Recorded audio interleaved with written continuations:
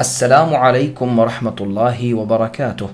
سامعین، الحمدللہ، اللہ تعالیٰ نے ہمیں اس قابل سمجھا کہ ہمیں اپنی کتاب عظیم کی خدمت کرنے کی سعادت نصیب فرمائی اور اس کار خیر کو سر انجام دینے کی نیک توفیق بخشی۔ الحمدللہ، یہ بات سبھی حضرات جانتے ہیں کہ تفسیر ابن کثیر اردو زبان میں احادیث رسول و آثار صحابہ و تابعین کے تفسیری اقوال پر صحت و ضعف کے اعتبار سے زیور طباعت سے آراستہ ہو چکی ہے، جسے آڈیو میڈیا کی شکل میں سامعین کی خدمت میں چند ایک اہم وجوہات کی بنا پر پیش کیا جا رہا ہے۔ نمبر 1، اللہ کا بابرکت کلام لوگوں تک نبی صلی اللہ علیہ وسلم، آپ کے صحابہ رضی اللہ عنہم اور تابعین اور علماء محدثین کے صحیح اور ثابت شدہ اقوال کی روشنی میں آڈیو میڈیا کے ذریعے عام ہو۔ نمبر 2، تاکہ وہ لوگ جو کسی مرض کے سبب یا کثرت مشاغل کے باعث قرآن کی تفسیر نہ پڑھ پاتے ہوں، وہ ان آڈیوز کے ذریعے زندگی اور نیز برزخ اور آخرت کے کسی بھی مسئلے پر رہنمائی براہ راست حاصل کر سکیں۔ نمبر 3، آخری اور سب سے اہم وجہ یہ ہے کہ لوگ کتاب و سنت سے وابستہ ہو کر اللہ اور رسول کے فرامین کے مطابق اپنی زندگی گزارنے کا ادب و سلیقہ سیکھیں۔ سامعین، کسی بھی انسانی کاوش میں کوئی نہ کوئی خامی ضرور پائی جاتی ہے، سوائے ان کے کہ جنہیں اللہ محفوظ و مأمون فرمائے۔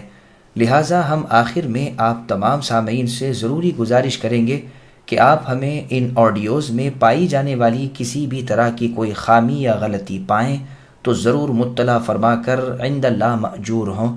انشاءاللہ آئندہ آڈیوز میں ان اغلاط کی تصحیح و تصویب کر لی جائے گی۔ آخر میں ہم اللہ تعالیٰ کے ان تمام پیارے ناموں اور بلند صفات کے وسیلے سے دعا مانگتے ہیں کہ وہ اس حقیر سی خدمت کو اپنے ہاں شرف قبولیت سے نواز کر تمام قرآن مجید کو اللہ کے نبی محمد صلی اللہ علیہ وسلم نیز آپ کے صحابہ رضوان اللہ علیہم اجمعین اور تابعین نیز تبع تابعین اور علماء محدثین کے ثابت شدہ اقوال کی روشنی میں سن کر انہیں اچھی طرح سمجھ کر ان پر مرتے دم تک عمل پیرا رہنے کی نیک توفیق بخشے۔ والسلام علیکم ورحمۃ اللہ وبرکاتہ۔ بسم اللہ الرحمن الرحیم۔ مقدمہ۔ تمام تعریفیں اللہ سبحانہ و تعالیٰ کے لیے ہیں، جنہوں نے اپنی کتاب کو اپنی حمد کے ساتھ شروع کیا اور فرمایا الحمدللہ رب العالمین الرحمن الرحیم مالک یوم الدین۔ دوسری جگہ فرمایا الحمدللہ الذی انزل علی عبدہ الکتاب، یعنی سب تعریف اللہ تعالیٰ کے لیے ہی ہے جنہوں نے اپنے بندے پر قرآن کریم نازل کیا، جس میں کوئی کجی نہیں، جو ہمیشہ دین کو قائم رکھنے والے ہیں، تاکہ اللہ تعالیٰ کے سخت عذاب سے اللہ کے پیغمبر محمد صلی اللہ علیہ وسلم لوگوں کو خبردار کر دیں، اور جو لوگ ایمان لا کر نیک اعمال کرتے ہیں انہیں ان کے بہترین اور ہمیشگی والے بدلے کی خوشخبری سنا دے، اور جو لوگ اپنے جاہل باپ دادا کی سنی سنائی باتوں پر اللہ کی اولاد مانتے ہیں انہیں بھی چوکنا کر دے کہ یہ بہت بڑی جسارت اور محض جھوٹی بات ہے جو ان کی زبان سے نکل رہی ہے۔ اے نبی، آپ ان کے پیچھے اپنی جان میں گھن نہ لگاؤ۔ جس طرح اللہ تعالیٰ جو پروردگار ہیں انہوں نے اپنی کتاب کو حمد و ثنا سے شروع کیا، اسی طرح اللہ نے اپنی مخلوق کو بھی اپنی حمد سے شروع کیا۔ ارشاد ہوتا ہے الحمدللہ الذی خلق السماوات والارض وجعل الظلمات والنور ثم الذین کفروا بربہم یعدلون، یعنی سب تعریف اللہ ہی کے لیے ہے جنہوں نے آسمان اور زمین کو اور اندھیرے اور اجالے کو پیدا کیا، لیکن کفار باوجود اس کے بھی اللہ کا شریک ٹھہراتے ہیں۔ اسی طرح مخلوق کا خاتمہ بھی اپنی حمد و ثنا پر کیا۔ اہل جنت اور اہل جہنم کے انجام کا بیان کر کے اللہ نے ارشاد فرمایا وَتَرَى الْمَلَائِكَةَ حَافِّينَ مِنْ حَوْلِ الْعَرْشِ يُسَبِّحُونَ بِحَمْدِ رَبِّهِمْ وَقُضِيَ بَيْنَهُمْ بِالْحَقِّ وَقِيلَ الْحَمْدُ لِلَّهِ رَبِّ الْعَالَمِينَ، یعنی اے نبی آپ دیکھیں گے کہ فرشتے اللہ تعالیٰ کے عرش کو چاروں طرف سے گھیرے ہوئے ہوں گے اور اپنے رب کی حمد و ثنا، تسبیح و تقدیس بیان کرتے ہوں گے، فیصلے حق کے ساتھ ہو چکے ہوں گے اور کہہ دیا گیا ہوگا کہ تمام تعریفیں اللہ رب العالمین ہی کے لیے ہیں۔ اسی لیے اللہ تعالیٰ کا فرمان ہے وَهُوَ اللَّهُ لَا إِلَٰهَ إِلَّا هُوَ لَهُ الْحَمْدُ فِي الْأُولَى وَالْآخِرَةِ وَلَهُ الْحُكْمُ وَإِلَيْهِ تُرْجَعُونَ، یعنی وہی اللہ ہے، اللہ کے سوا کوئی معبود برحق نہیں ہے، اور اللہ ہی کی طرف تم سب لوٹائے جاؤ گے۔ دوسری جگہ ارشاد ہوتا ہے الحمد للہ الذی لہ ما فی السماوات وما فی الارض ولہ الحمد فی الآخرہ وہو الحکیم الخبیر، یعنی سب تعریفیں اللہ ہی کے لیے ہیں، آسمان اور زمین کی تمام چیزیں اللہ ہی کی ملکیت ہیں، آخرت میں بھی حمد اللہ ہی کے لیے ہے، وہی اللہ حکمت والے اور خبردار ہیں۔ اول و آخر اللہ ہی کی تعریف ہے، یعنی جو کچھ اللہ نے پیدا کیا اور جو کچھ پیدا کریں گے وہ ان سب میں تعریفوں والے ہیں۔ جیسے کہ نمازی رکوع سے سر اٹھانے کے بعد سمع اللہ لمن حمیدہ کہتا ہے، یعنی اللہ تعالیٰ نے اس کی دعا سن لی جس نے اللہ کی تعریف کی، اور اس کے بعد کہتا ہے اللہم ربنا لک الحمد، اے اللہ اے ہمارے رب آپ ہی کے لیے تعریفیں ہیں، ملء السماوات وملء الارض، آسمان و زمین بھر جانے کے برابر، وملء ما شئت من شیء بعد، اور ان کے بعد بھی جس چیز کو آپ بھر دینا چاہے اس کے برابر۔ اسی لیے جنتی لوگ بھی حمد و ثنا کا الہام کیے جائیں گے، اور ان کے سانس کے ساتھ ہی بلا تکلف اللہ تعالیٰ کی تعریف اور اللہ کی تسبیح ادا ہوتی رہے گی۔ یہ روایتیں مسلم کی ہیں۔ کیونکہ اللہ تعالیٰ کی عظیم الشان نعمتیں اور اللہ کی قدرت کاملہ اور اللہ کی زبردست سلطنت اور اللہ کی مسلسل رحمتیں اور اللہ کی ہمیشگی والے احسانات ان کے پیش نظر ہوں گے۔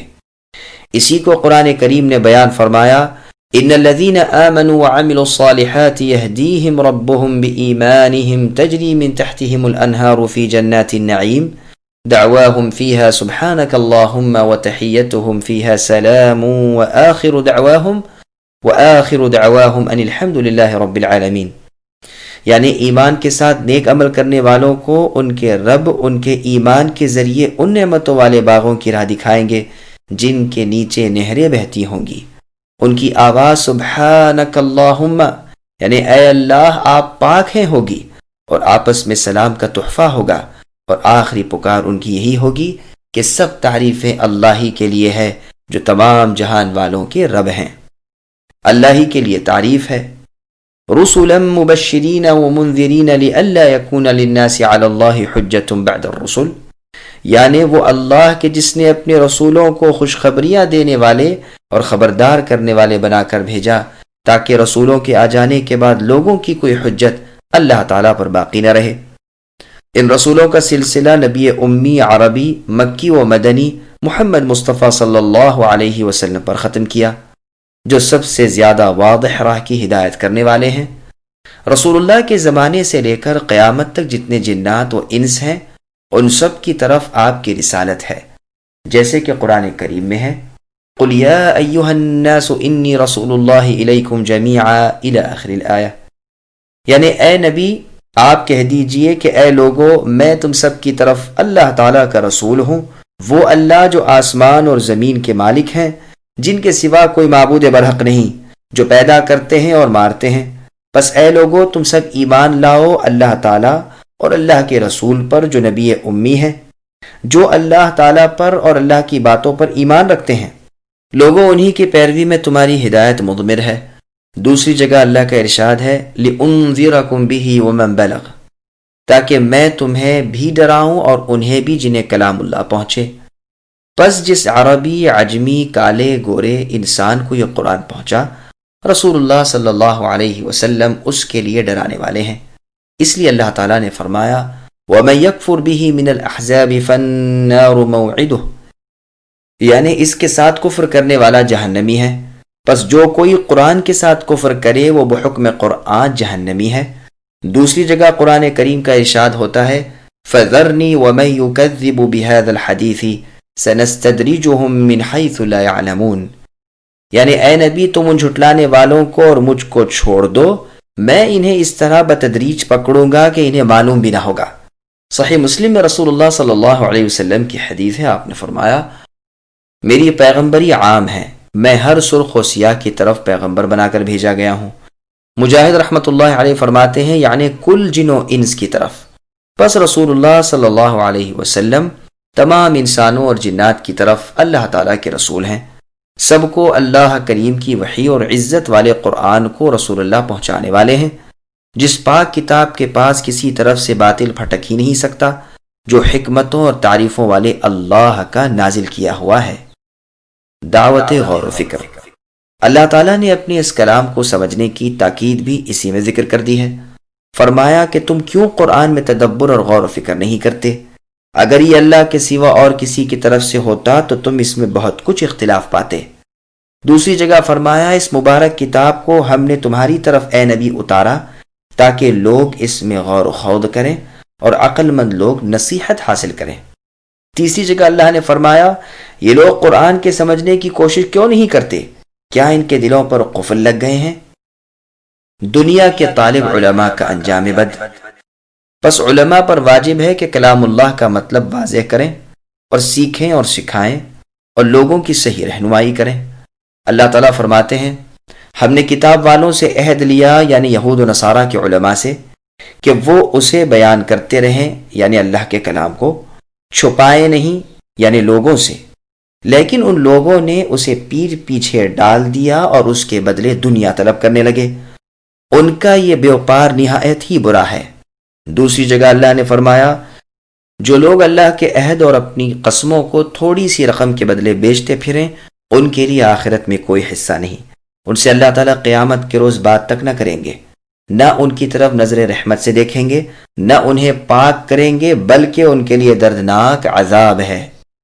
بس جو لوگ ہم سے پہلے کتاب دیے گئے تھے، یعنی یہود و نصارہ، اور انہوں نے اس سے منہ موڑ لیا اور دنیا کے حاصل کرنے اور اس کے اکٹھا کرنے میں مشغول ہو گئے، اور اللہ تعالیٰ کی منع کی ہوئی چیزوں کے پیچھے پڑ کر اللہ کی پاک کتاب کو چھوڑ دیا، پروردگار نے ان کی مذمت بیان کی۔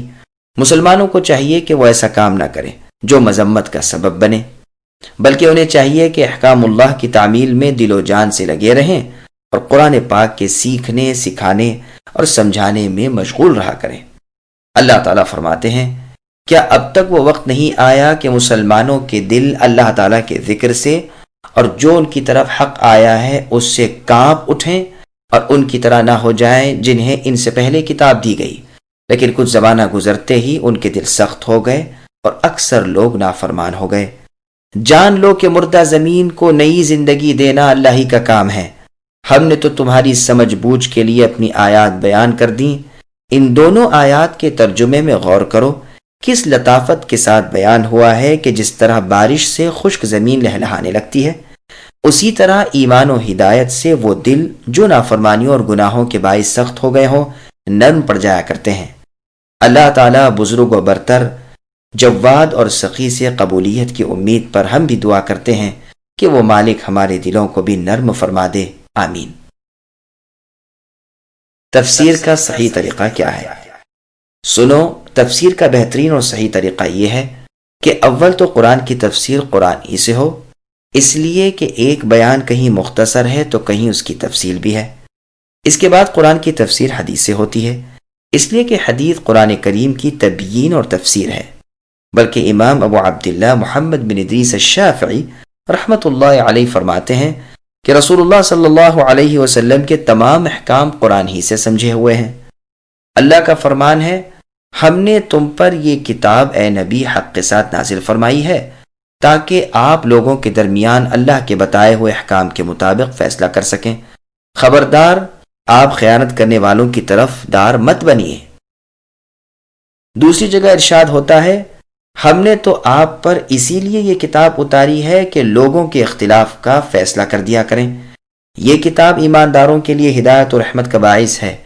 ایک اور مقام پر اللہ نے فرمایا ہم نے اس کے ذکر کو آپ کی طرف اس لیے نبی اتارا ہے کہ آپ اسے لوگوں کو کھول کھول کر پہنچا دیں تاکہ وہ غور و فکر کر سکیں۔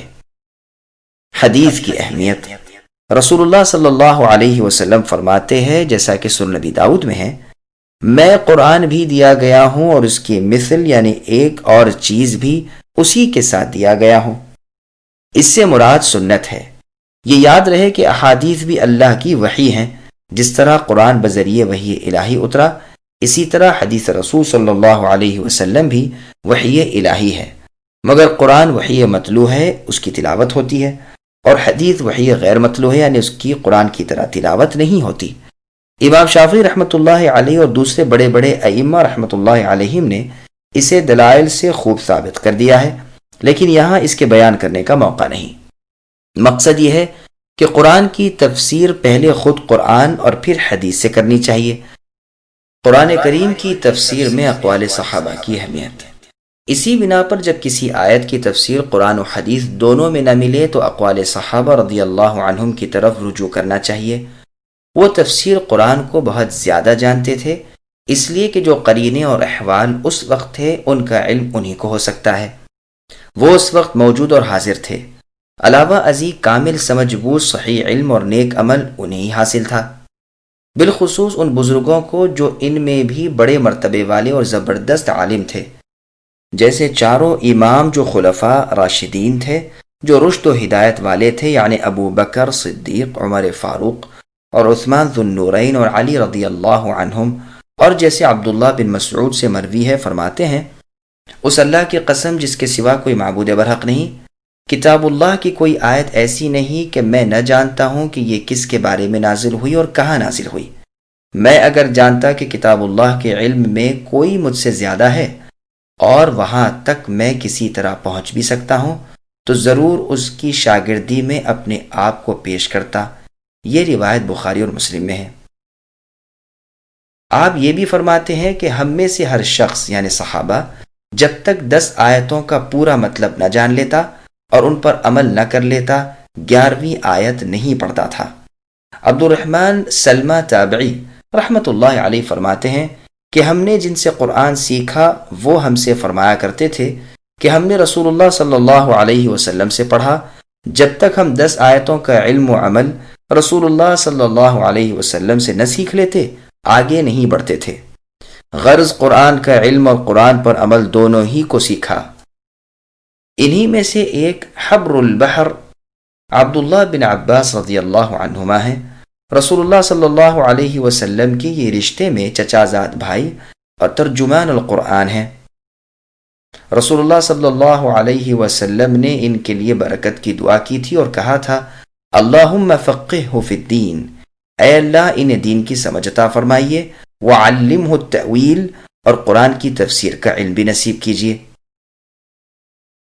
یہ حدیث مسند احمد وغیرہ کی ہے۔ عبداللہ بن مسعود رضی اللہ عنہ کے اس قول کو پیش نظر رکھ کر خیال کیجئے کہ ان کا انتقال 32 ہجری میں ہوا اور عبداللہ بن عباس رضی اللہ عنہما ان کے بعد بھی 36 سال تک زندہ رہے، تو اس مدت میں آپ نے علم میں کس قدر ترقی کی ہوگی۔ ابو وائل فرماتے ہیں کہ علی رضی اللہ عنہ کے زمانے میں عبداللہ بن عباس رضی اللہ عنہما امیر حج مقرر ہوئے تھے۔ آپ نے اپنے خطبے میں سورہ بقرہ کی تلاوت فرمائی اور اس عمدگی سے تفسیر کی کہ اگر کفار ترک و دیلم بھی سن لیتے تو یقیناً مسلمان ہو جاتے۔ بعض روایات میں ہے کہ آپ نے اپنے اس خطبے میں سورہ نور کی تفسیر فرمائی تھی۔ یہی وجہ ہے کہ اسماعیل ابن عبد الرحمن سدی کبیر رحمۃ اللہ علیہ اپنی تفسیر میں انہی دونوں بزرگوں کی اکثر تفسیر نقل کیا کرتے ہیں، لیکن کبھی کبھی اہل کتاب سے یہ بزرگ جو روایات لے لیا کرتے ہیں اسے بھی وہ بیان کر دیتے ہیں۔ تفسیر قرآن میں اسرائیلی روایات کی حیثیت۔ بنی اسرائیل سے روایت لینا مباح ہے۔ صحیح بخاری میں عبداللہ ابن عمر رضی اللہ عنہما سے مروی ہے کہ رسول اللہ صلی اللہ علیہ وسلم نے فرمایا میری طرف سے پہنچا دیا کرو، یعنی میری بات کو اوروں تک، اگرچہ ایک آیت ہی ہو۔ بنی اسرائیل سے بھی روایت لینے میں کوئی حرج نہیں، مجھ پر قصدن یعنی جان بوجھ کر جھوٹ بولنے والا قطعاً جہنمی ہے۔ یہ حدیث بخاری، ترمذی وغیرہ کی ہے۔ عبداللہ ابن عمر رضی اللہ عنہ نے جنگ یرموک میں 2 بوریاں یہود و نصارہ کی کتابوں کی پائی تھیں۔ ان کی باتیں بھی وہ اس حدیث کو مد نظر رکھ کر نقل کر دیا کرتے تھے، لیکن یہ یاد رہے کہ بنی اسرائیل کی یہ روایات صرف مسئلے کی مضبوطی اور اس کی گواہی کے لیے لائی جاتی ہیں، خود ان سے مسائل ثابت نہیں ہو سکتے۔ روایات بنی اسرائیل 3 قسم پر ہیں۔ نمبر 1، جن کی تصدیق یعنی سچائی خود ہمارے ہاں موجود ہے، یعنی قرآن کی کسی آیت یا حدیث کے مطابق بنو اسرائیل کی کتاب میں بھی کوئی روایت مل جائے اس کی صحت میں تو کوئی کلام نہیں۔ نمبر 2، جن کی تکذیب یعنی ان کا جھوٹا ہونا خود ہمارے ہاں موجود ہو، یعنی کسی آیت یا حدیث کے خلاف ہو، اس کے غلط ہونے میں کوئی شبہ نہیں۔ نمبر 3، جس کی نہ ہم تصدیق کر سکتے ہیں نہ تکذیب، اس لیے کہ ہمارے ہاں نہ تو کوئی ایسی روایت ہے جس کی مطابقت کی وجہ سے ہم اسے صحیح کہہ سکیں، نہ کوئی ایسی روایت ہے جو اس کے مخالف ہو اور اس بنا پر ہم اسے جھوٹ اور غلط کہہ سکیں۔ لہٰذا یہ تیسری قسم کی روایات وہ ہیں جن سے ہم خاموش ہیں، نہ انہیں غلط کہیں نہ صحیح سمجھیں، البتہ انہیں ذکر کرنا جائز ہے۔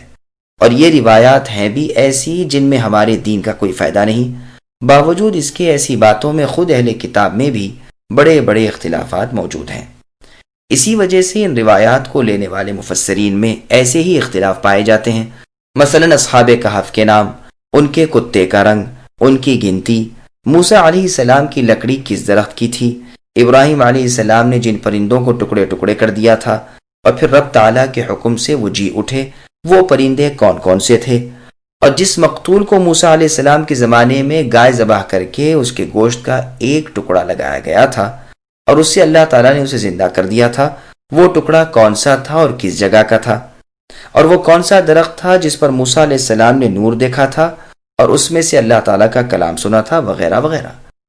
بس یہ وہ چیزیں ہیں جن پر اللہ تعالیٰ نے پردہ ڈال رکھا ہے اور ہمیں ان کا جاننا نہ جاننا کوئی نفع نقصان نہیں پہنچا سکتا، نہ اس کی تعیین میں کوئی دینی فائدہ ہے نہ دنیاوی۔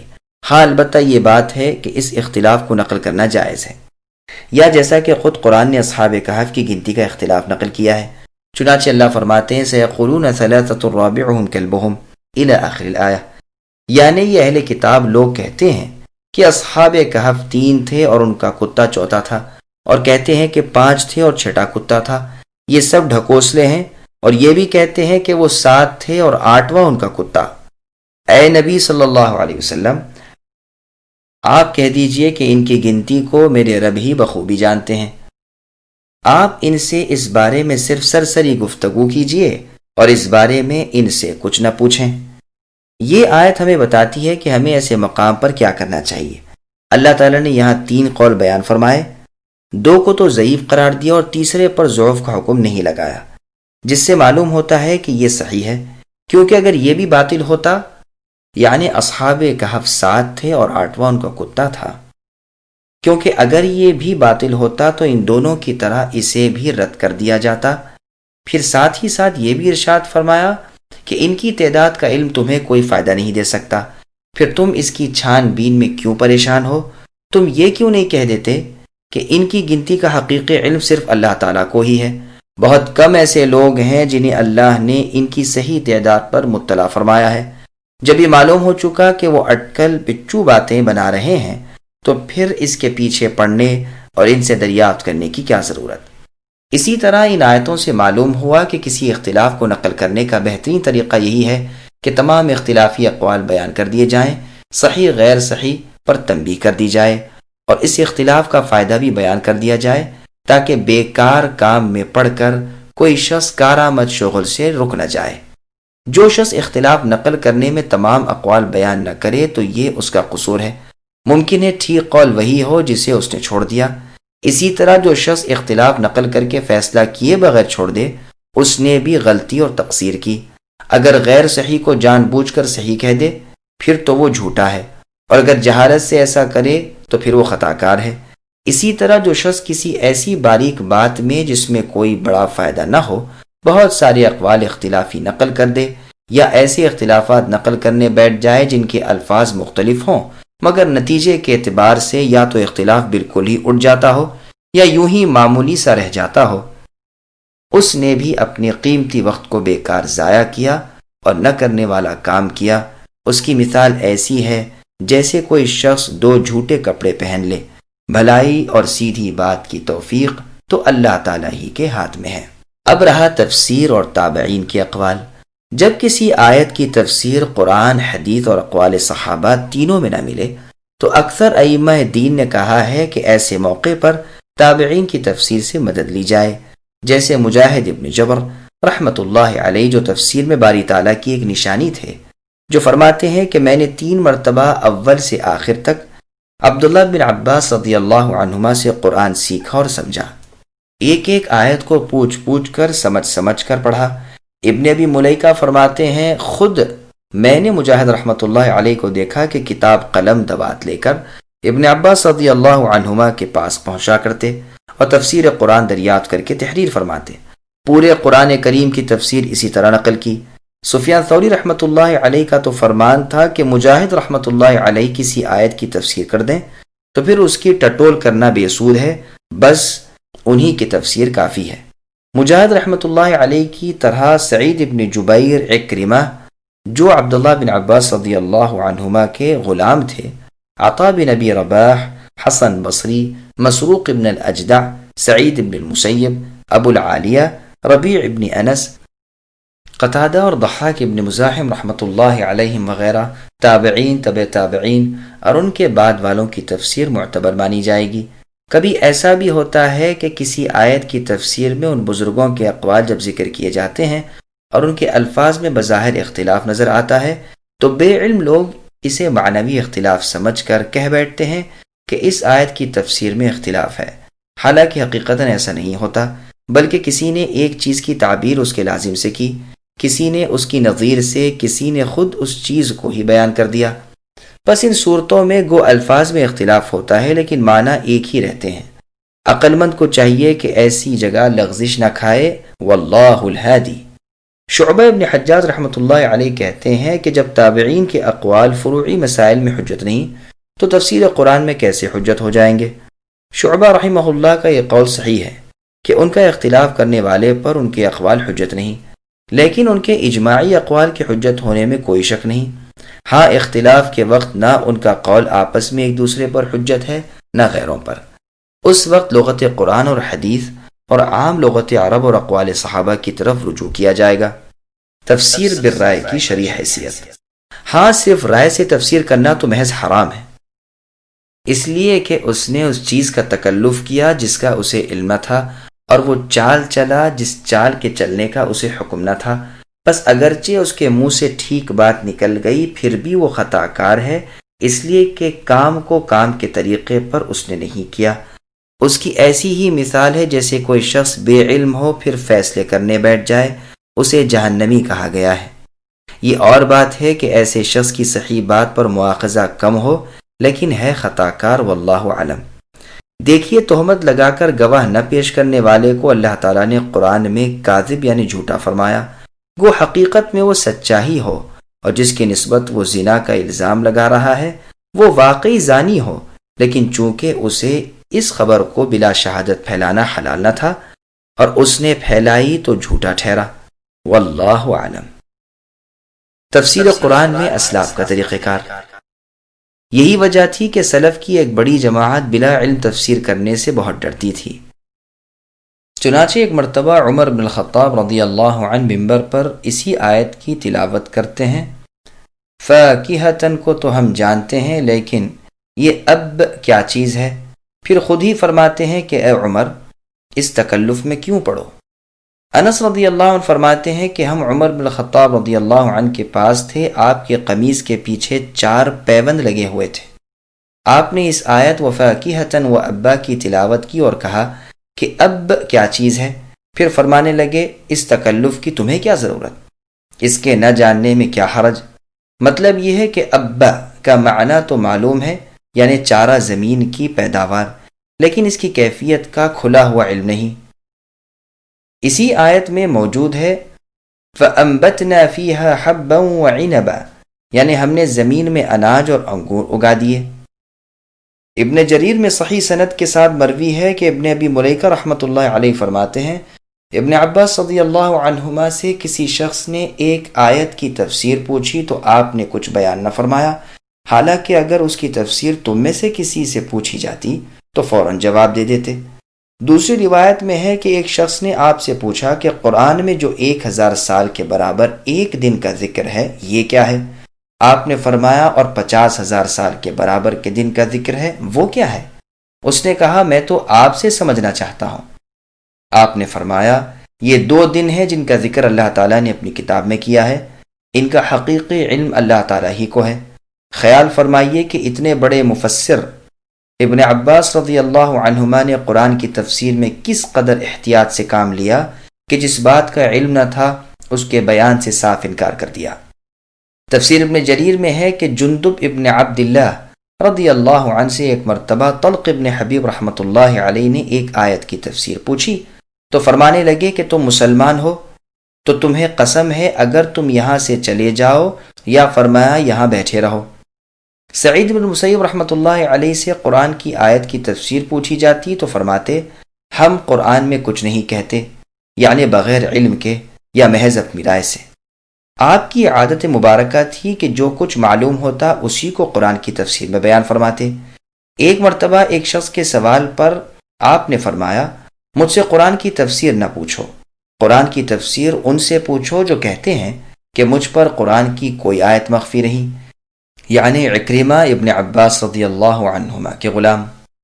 یزید ابن ابی یزید کہتے ہیں ہم سعید ابن مسیب رحمۃ اللہ علیہ سے حلال و حرام کے مسائل پوچھتے تھے، آپ ان میں سب سے زیادہ عالم نظر آتے، لیکن جب قرآن کی کسی آیت کی تفسیر پوچھتے تو ایسے خاموش ہو جاتے گویا سنا ہی نہیں۔ عبید اللہ ابن عمر فرماتے ہیں میں نے مدینے کے بڑے بڑے فقیہوں کو دیکھا کہ قرآن کی تفسیر کرتے ہوئے جھجکتے تھے، جیسے سالم ابن عبداللہ، قاسم ابن محمد، سعید ابن المسیب، نافع رحمۃ اللہ علیہم وغیرہم۔ ہشام رحمۃ اللہ علیہ فرماتے ہیں میں نے اپنے والد عروہ رحمۃ اللہ علیہ کو کبھی کسی آیت کی تفسیر کرتے ہوئے نہیں سنا۔ عبیدہ سلمانی رحمۃ اللہ علیہ سے قرآن کی ایک آیت کی تفسیر پوچھی جاتی ہے تو فرماتے ہیں جو لوگ قرآن کی آیتوں کو جانتے تھے کہ کس بارے میں نازل ہوئیں وہ تو اس دنیا کو خالی کر گئے، یعنی گزر گئے، اب تم ٹھیک ٹھاک اور سیدھے سادھے رہو۔ مسلم ابن یسار رحمۃ اللہ علیہ فرماتے ہیں جب تم کتاب اللہ کی تفسیر میں کچھ کہنا چاہو تو آگے پیچھے دیکھ لو، کیونکہ یہ اللہ تعالیٰ کی طرف نسبت کر کے بات کہنی ہے۔ ابراہیم رحمۃ اللہ علیہ فرماتے ہیں ہمارے سب ساتھی قرآن کی تفسیر کو بڑی چیز جانتے تھے اور اس میں سخت احتیاط کرتے تھے۔ شعبی رحمۃ اللہ علیہ فرماتے ہیں گو میں نے قرآن کریم کی ایک آیت کا علم حاصل کر لیا ہے، تاہم میں یہ کہتے ہوئے جھجکتا ہوں اس لیے کہ یہ اللہ تعالیٰ سے روایت کرنا ہے۔ مسروق رحمۃ اللہ علیہ کا قول ہے کہ تفسیر میں بے حد احتیاط کرو، تفسیر تو اللہ تعالیٰ سے روایت کرنا ہے۔ ان تمام اور ان جیسے اور آثار صحیحہ کا جو ائمہ سلف سے منقول ہیں، یہ مطلب ہے کہ یہ علماء کرام ہرگز بغیر علم کے قرآن کے معنی مطلب میں لب کشائی نہیں کرتے تھے۔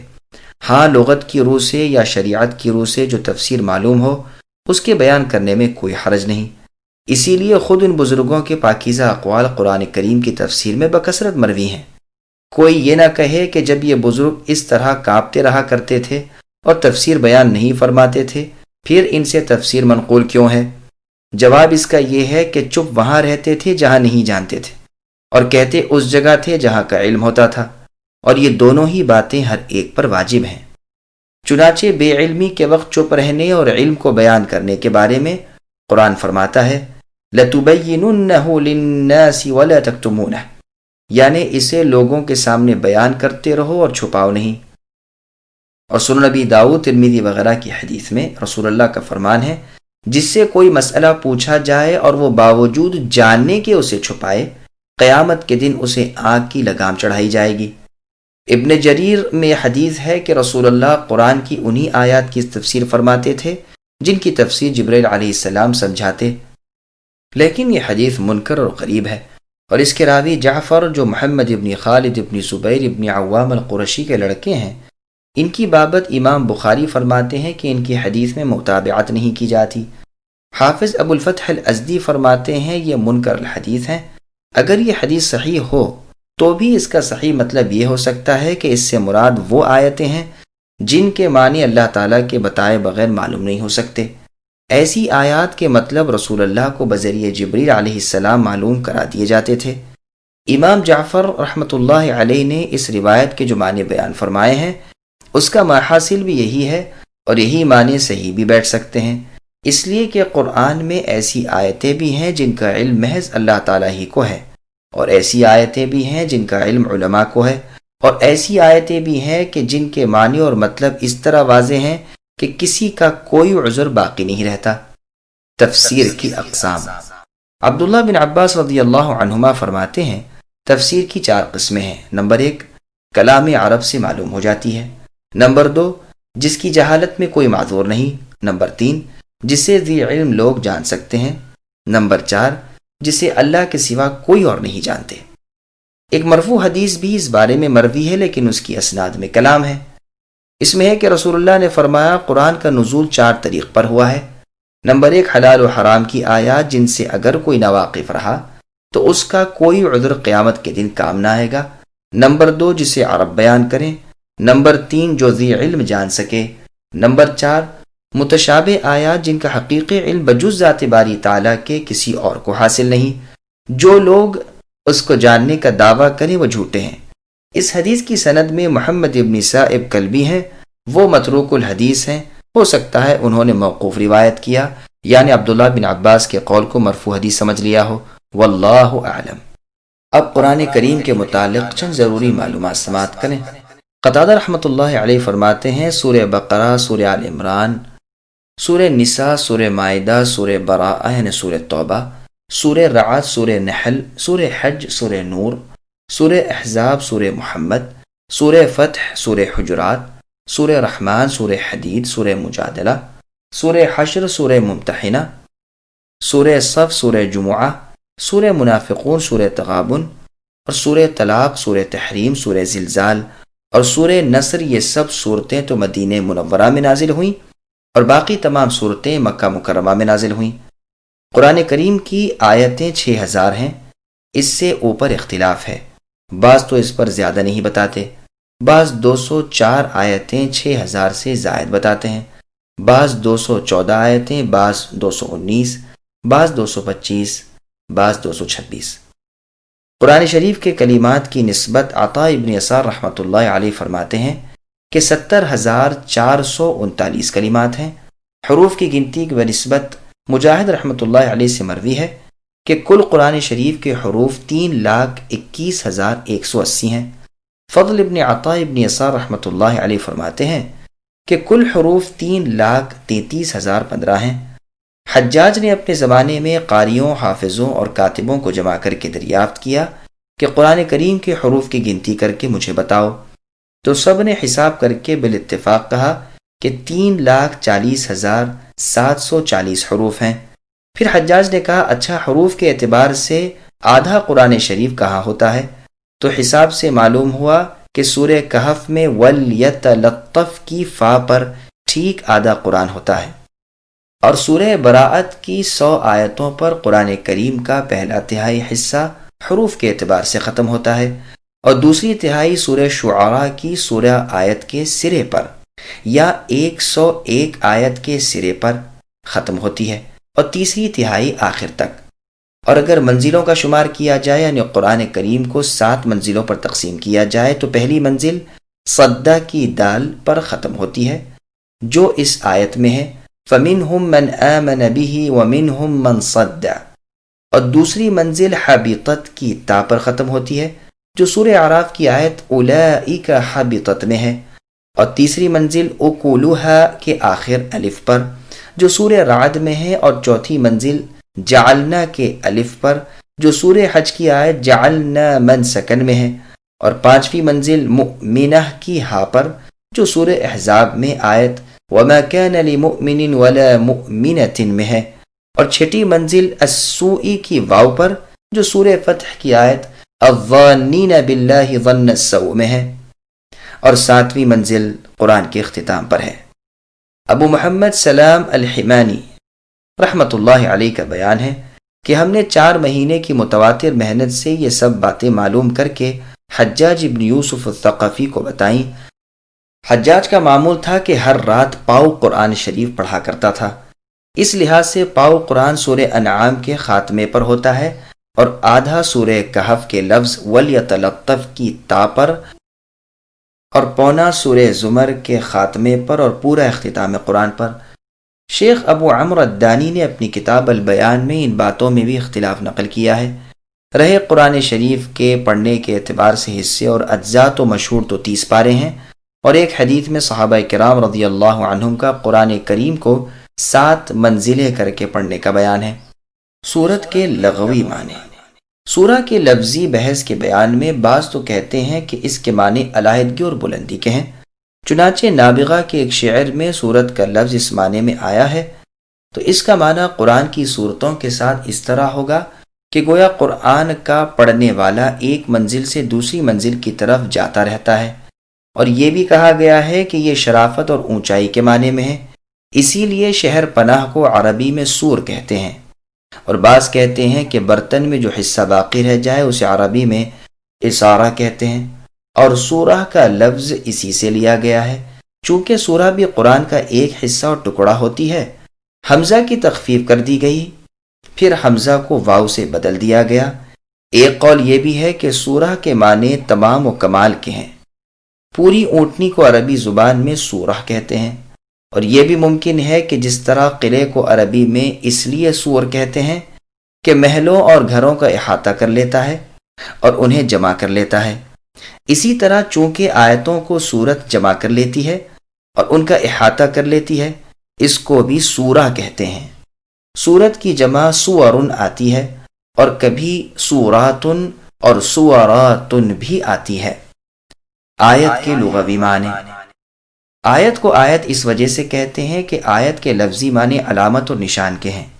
چونکہ آیت پر کلام ختم ہوتا ہے اور اول آخر سے جدا ہو جاتا ہے، اس لیے اسے آیت کہتے ہیں۔ قرآن میں بھی آیت علامت اور نشان کے معنی میں ہے۔ ارشاد ہے ان آیت ملکی ہی، یعنی اس کے بادشاہ ہونے کی نشانی اور علامت یہ ہوگی۔ اسی طرح نابغہ کے شعر میں بھی آیت اسی معنی میں ہے، اور آیت کے معنی جماعت اور گروہ کے بھی آتے ہیں۔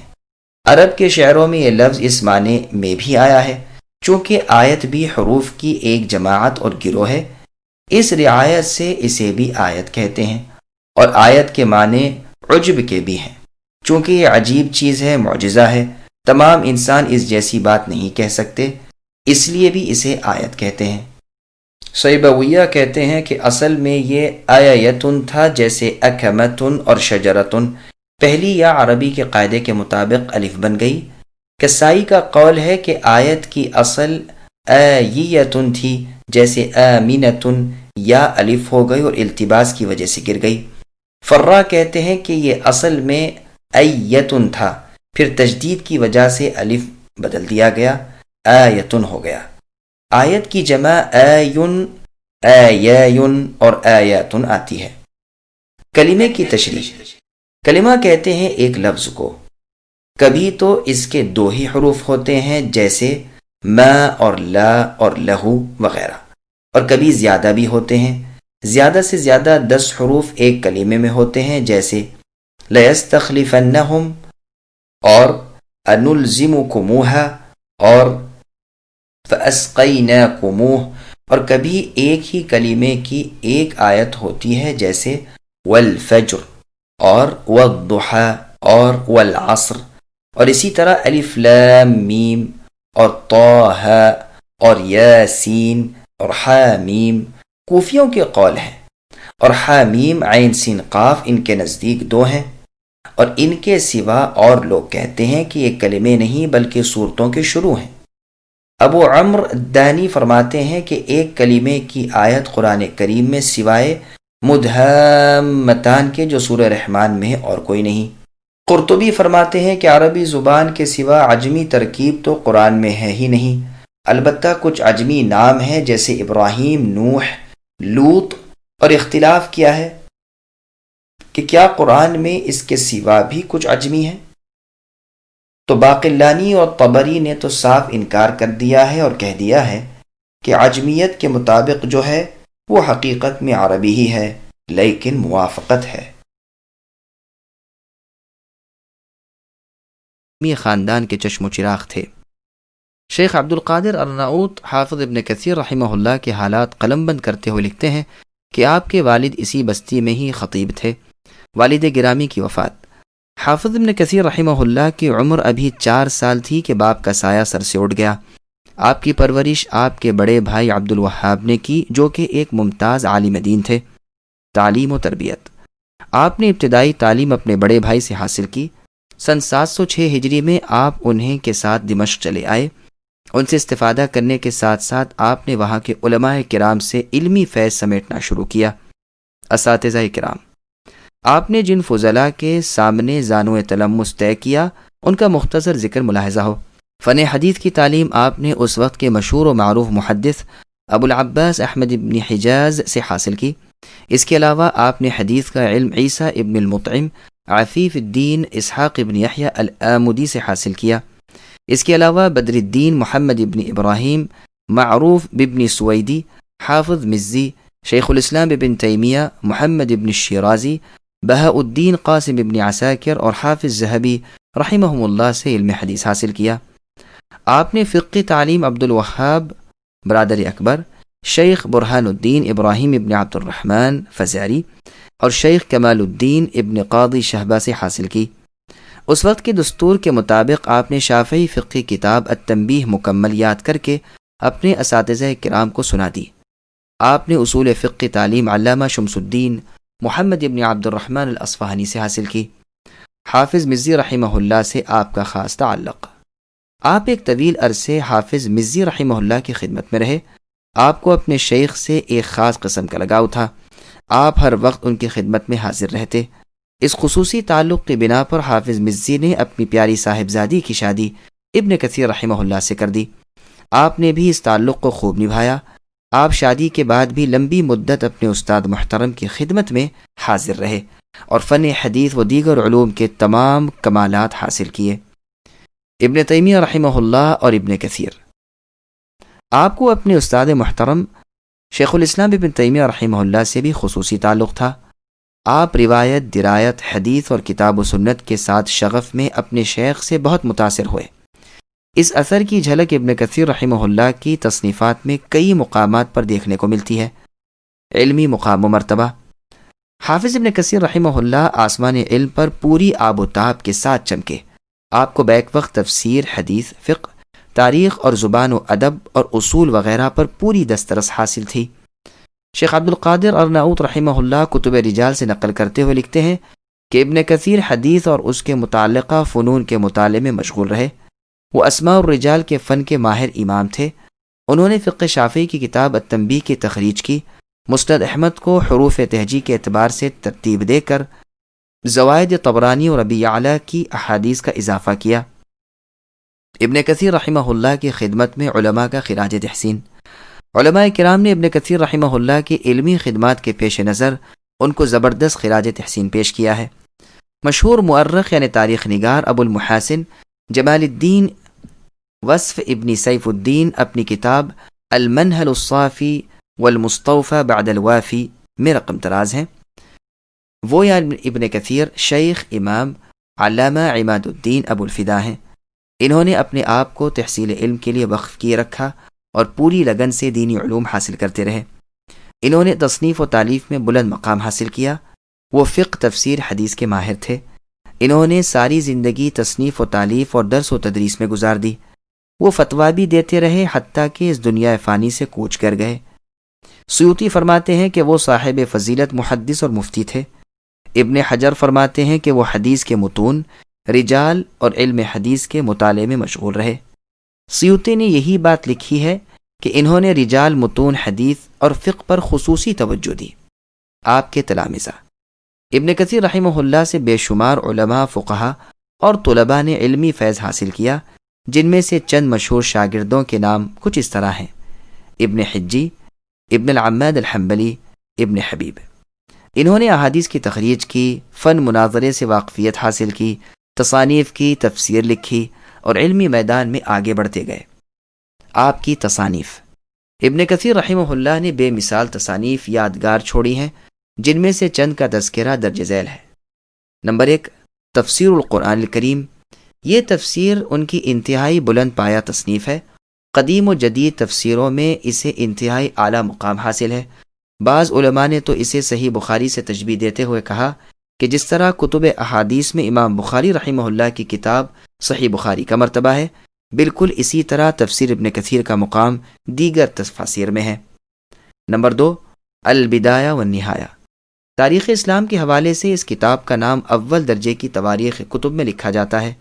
ابن کثیر رحمہ اللہ نے اس میں ابتدائے کائنات سے لے کر احوال آخرت تک کی بحثوں کو موضوع تحریر بنایا ہے۔ نمبر 3، مسند الشیخین۔ اس کتاب میں انہوں نے ابو بکر اور عمر رضی اللہ عنہما سے مروی احادیث کو جمع کیا ہے۔ نمبر 4، ترتیب مسند امام احمد بن حنبل۔ اس میں امام احمد بن حنبل رحمۃ اللہ علیہ کی کتاب مسند کو حروف تہجی کے اعتبار سے مرتب کیا ہے، یعنی الف با کی ترتیب پر۔ نمبر 5، السیرۃ النبویۃ۔ امام کائنات محمد صلی اللہ علیہ وسلم کی سیرت مبارکہ پر مفصل اور بہترین کتاب ہے۔ نمبر 6، السیرۃ النبویہ مختصرہ۔ سیرت نبی صلی اللہ علیہ وسلم پر ایک مختصر کتاب ہے۔ نمبر 7، رسالہ فی الجہاد، جس میں طلب جہاد کو موضوع بحث بنایا گیا ہے۔ نمبر 8، التکمیل فی معرفت الثقات والضعفاء والمجاہیل۔ اس کتاب میں انہوں نے فن رجال کو موضوع بنایا ہے۔ اس میں تہذیب الکمال اور میزان الاعتدال دونوں کتابوں کو جمع کر دیا ہے۔ نمبر 9، طبقات الشافعیہ۔ اس میں شافعی علماء کے حالات زندگی پر بحث کی گئی۔ نمبر 10، الہدی والسنن فی احادیث المسانید والسنن۔ اس کتاب کا مشہور نام جامع المسانید ہے۔ اس کتاب کے اندر انہوں نے مسند احمد، مسند بزار، مسند ابی اعلیٰ ابن ابی شیبہ اور صحاح ستہ کی روایات کو جمع کر کے ان کو فقہی ابواب پر مرتب کیا ہے۔ نمبر 11، مناقب الشافعی۔ اس کتاب میں امام شافعی رحمہ اللہ کے فضائل ذکر کیے گئے ہیں۔ نمبر 12، رسالہ فی فضائل القرآن۔ اس کتابچے میں قرآن مجید کے فضائل کو عنوان بنایا گیا ہے۔ حافظ ابن کثیر اور تخریج احادیث۔ ابن کثیر رحمہ اللہ نے مندرجہ ذیل کتابوں کی تخریج بھی کی ہے۔ نمبر 1، مختصر ابن الحاجب۔ نمبر 2، التنبیہ۔ وہ کتب جو آپ مکمل نہ کر سکے۔ آپ نے اپنی زندگی میں 2 اہم کتب صحیح بخاری کی شرح اور اسی طرح احادیث احکام کی شرح الاحکام الکبیر کے نام سے لکھنا شروع کی، مگر آپ کی زندگی نے وفا نہ کی۔ ابن کثیر رحمہ اللہ کے ذاتی اوصاف: آپ انتہائی ذہین، بہترین سمجھ بوجھ رکھنے والے، عرقریز محنت کرنے والے انسان تھے۔ آپ کی قوت حافظہ انتہائی مضبوط، بہترین مناظر اور قابل ذکر حاضر جواب تھے۔ ابن کثیر رحمہ اللہ اور شاعری۔ ابن کثیر رحمہ اللہ شاعری سے بھی دلچسپی رکھتے تھے اور حقیقت پر مبنی بہترین شعر کہا کرتے تھے۔ ان کا ایک شعر بہت مشہور ہے، فرماتے ہیں: تمر بنا الایام تترى وانما نساق الى الاجال والعين تنظر فلا عائد ذاك الشباب الذي مضى ولا زائل هذا المشيب المكدر۔ یعنی ایام زندگی گزرتے جا رہے ہیں اور ہم اپنی آنکھوں سے موت کی طرف جاتے ہوئے اپنے آپ کو دیکھ رہے ہیں۔ اب نہ ہی تو جوانی لوٹ کر آ سکتی ہے اور یہ ناپسندیدہ بڑھاپا زائل ہونے کا نام نہیں لیتا۔ فتویٰ نویسی۔ علماء سیر نے لکھا ہے کہ ابن کثیر رحمہ اللہ نے تحصیل علم کے بعد فتویٰ نویسی کا کام شروع کیا اور وہ باقاعدگی کے ساتھ یہ فریضہ سر انجام دیتے رہے حتیٰ کہ خالق حقیقی اللہ سے جا ملے۔ وفات: سن 774 ہجری کو علم و عمل کا یہ آفتاب پوری آب و تاب کے ساتھ دمشق میں غروب ہوا۔ ان کو ان کے استاد محترم شیخ الاسلام ابن تیمیہ رحمہ اللہ کے پہلو میں سپرد خاک کر دیا گیا۔ اللہ تعالیٰ ان کی قبر پر رحمتوں کا نزول فرمائے اور ان کو جنت الفردوس میں اعلیٰ مقام نصیب فرمائے، آمین۔ بیوی کی وفات کے بعد اپنا آبائی وطن چھوڑ کر اعلیٰ تعلیم کے لیے دہلی منتقل ہو گئے۔ یہ وہ دور تھا جب دہلی تہذیب و تمدن اور اسلامی تعلیم کا عظیم مرکز تھا۔ آپ نے اس شہر میں شہر آفاق علماء کے سامنے زانوِ تلمس طے کیا۔ محمد جوناگڑی رحمہ اللہ اور مدرسہ امینیہ۔ آپ رحمہ اللہ نے حصول تعلیم کے لیے مدرسہ امینیہ میں داخلہ لیا۔ کچھ عرصہ بعد آپ مدرسہ امینیہ چھوڑ کر مدرسہ دارالکتاب و سنہ صدر بازار دہلی میں تشریف لے گئے۔ وہاں آپ نے کتاب و سنت کی خالص تعلیم حاصل کرنے کے ساتھ فقہ، منطق اور دوسرے علوم پر عبور حاصل کیا۔ اس کے بعد آپ پھاٹک حبش خان دہلی میں مشہور محدث عبد الرحیم غزنوی رحمہ اللہ اور عبد الرشید رحمہ اللہ کے تعلیمی ادارے میں داخل ہوئے۔ یہ دونوں بزرگ سید نذیر حسین دہلوی رحمہ اللہ کے شاگرد رشید تھے۔ محمد جوناگڑی رحمہ اللہ اساتذہ کی نظر میں تحصیل علم میں انہوں نے انتہائی جافشانی اور عرق ریز محنت کی وجہ سے اساتذہ کرام کی نظروں میں بہت اونچا مقام حاصل کر لیا۔ مذہبی علوم میں ان کی باریک بینی دیکھ کر اساتذہ اور طلباء بھی تعجب کیا کرتے تھے۔ آپ رحمہ اللہ کے ذاتی اوصاف۔ محمد جوناگڑی رحمہ اللہ کے ذاتی اوصاف پر تبصرہ کرتے ہوئے ڈاکٹر مجیب الرحمن صاحب لکھتے ہیں، مرحوم ایک جامع علوم اور ایگان روزگار شخصیت تھے۔ اپنے کارناموں، خدمات، مسلسل تعلیم و تبلیغ، اظہار حق اور راست گوئی کے لحاظ سے وہ اونچے مرتبے پر فائز تھے۔ بر صغیر کے تعلیم یافتہ حلقوں میں ان کا نام بڑی شہرت رکھتا ہے۔ نامور مورخ اسحاق بھٹی صاحب رحمہ اللہ رقم دراز ہیں۔ وہ یعنی محمد جوناگڑی رحمہ اللہ خطیب بھی تھے اور مناظر بھی، مصنف بھی تھے اور مترجم بھی، معلم بھی تھے اور محقق بھی، خوش گفتار بھی تھے اور عابد شب بیدار بھی۔ وہ کثیر المطالعہ بزرگ تھے، بلکہ کہنا چاہیے کہ چلتا پھرتا کتب خانہ تھے۔ ان کا انداز خطابت اور اسلوب تقریر نہایت پر تأثیر تھا، اور وہ خاص جوش اور جذبے کے ساتھ اپنے نقطۂ نظر کی وضاحت کرتے تھے۔ ہر معاملے میں کتاب و سنت کے دائرے میں رہتے تھے، اور اس کو انہوں نے اپنا مقصد حیات قرار دے رکھا تھا۔ اظہار حق میں بے خوف اور اعلی کلمت اللہ میں بے دھڑک۔ محمد جوناگڑی رحمہ اللہ کی مقبولیت۔ محمد جوناگڑی رحمہ اللہ بہت قلیل عرصے میں لوگوں میں اتنے مقبول ہوئے کہ دور دراز سے لوگ ان کی تقریر سننے کے لیے حاضر ہوتے اور ان کے جلسے کی رونق قابل دید ہوتی تھی۔ اساتذہ کرام، محمد جوناگڑی رحمہ اللہ نے جن قدر آور علمی شخصیات سے استفادہ کیا، ان میں سے چند معروف شخصیات کے نام درج ذیل ہیں۔ نمبر 1 محمد اسحاق دہلوی، نمبر 2 محمد ایوب پارچہ، نمبر 3 عبدالرحیم غزنوی، نمبر 4 عبدالرشید رحمہم اللہ۔ مدرسہ محمدیہ کا قیام۔ محمد جوناگڑی رحمہ اللہ نے کتاب و سنت کے منہج کو اجاگر کرنے کے لیے مدرسہ محمدیہ کا سنگ بنیاد رکھا۔ اس میں دیگر اساتذہ کے ساتھ آپ خود بھی تدریس کے فرائض سر انجام دیتے تھے۔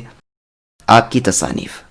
محمد جوناگڑی رحمہ اللہ نے اپنی زندگی میں بے شمار یادگار کتابیں تصنیف کی۔